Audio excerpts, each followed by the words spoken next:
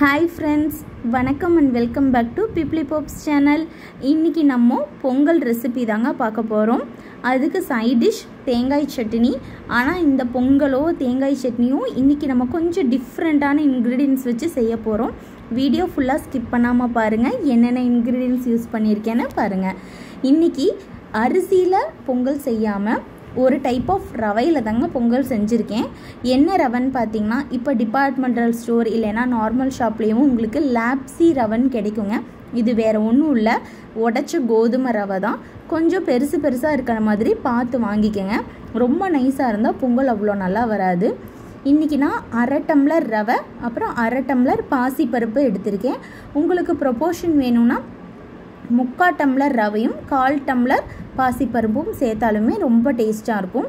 இன்றைக்கி அளவு 2 பேர் தாராளமாக சாப்பிட்லாங்க. இந்த ஒரு பெரிய டம்ளர்லாம் நான் அளந்து எடுத்திருக்கேன். இதை நல்ல தண்ணியில் போட்டு ஒரு 2 டைம் நல்லா களைஞ்சி எடுத்துக்கலாம்.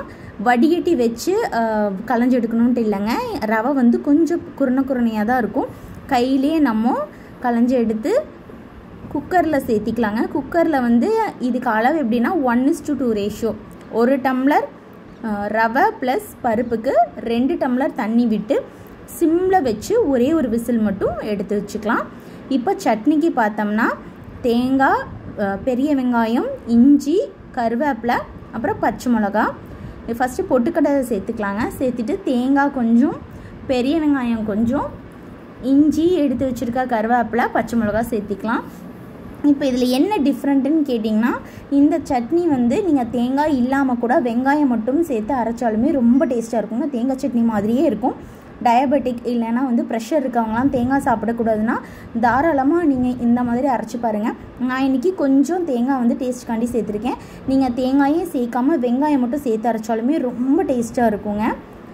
இதுக்கு நம்ம தேங்காய் சட்னி அரைக்கிறதுலேயே ஒரு விசில் வந்துருச்சு. பார்த்திங்கன்னா நல்ல உதிரியாக இருக்குங்க, குலையக்கூடாது. இப்போ நம்ம எடுத்து பார்த்தோம்னா இந்த அளவுக்கு மசிய வரணுங்க. ஆனால் பார்க்குறக்கு பருப்பெல்லாம் பார்த்திங்கன்னா நல்லா உதிரியாக இருக்க மாதிரி தான் இருக்கும். ஆனால் நல்லா வெந்து சாஃப்டாக இருக்கும். இந்த ஸ்டேஜ் தாங்க வேணும். இப்போ பொங்கலுக்கு தாளிக்கிறதுக்கு நான் வாக்கின கரண்டியில் ஒரு 3 ஸ்பூன் அளவுக்கு சன்ஃப்ளவர் ஆயிலும் 1 ஸ்பூன் நெய்யும் சேர்த்திருக்கேன். எண்ணெய் கொஞ்சம் காஞ்சதும் சீரகம் போட்டு ரொம்ப சிம்பிளே வச்சுக்கோங்க. சீரகம் கருகி போச்சுன்னா நல்லா இருக்காது. சீரகம் நல்லா பொரிஞ்சதுக்கப்புறம் குருமிளகு கொஞ்சம் சேர்த்தி நல்லா பொரியட்டுங்க.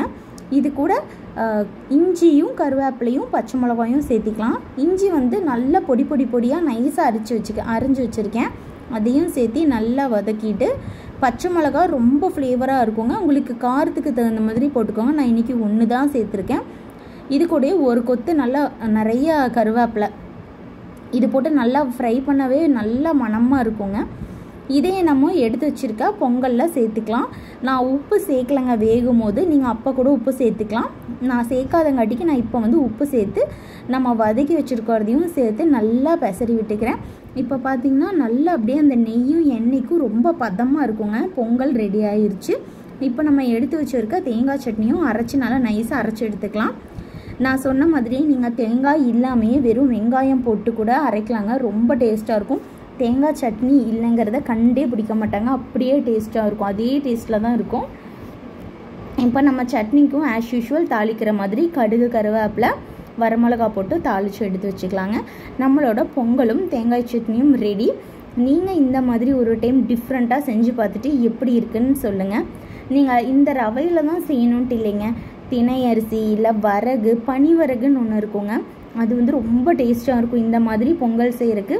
அந்த மாதிரி கூட நீங்கள் ட்ரை பண்ணி பார்க்கலாம். சிறுதானியம் எதாக இருந்தாலும் நீங்கள் இதே ப்ரொப்போர்ஷன் அளவில் செஞ்சிங்கன்னா கூட இதே மாதிரி தாங்க பொங்கல் வரும். பார்த்திங்கன்னா அவ்வளோ சாஃப்டாக இருக்குங்க. இது நீங்கள் எவ்வளோ நேரம் வச்சுருந்தீங்கனாலும் ரொம்ப வந்து இது காஞ்சு போன மையெல்லாம் ஆகவே ஆகாதுங்க. இதே சாஃப்டோடு இருக்கும். ட்ரை பண்ணி பார்த்துட்டு எப்படி இருக்குன்னு சொல்லுங்கள்.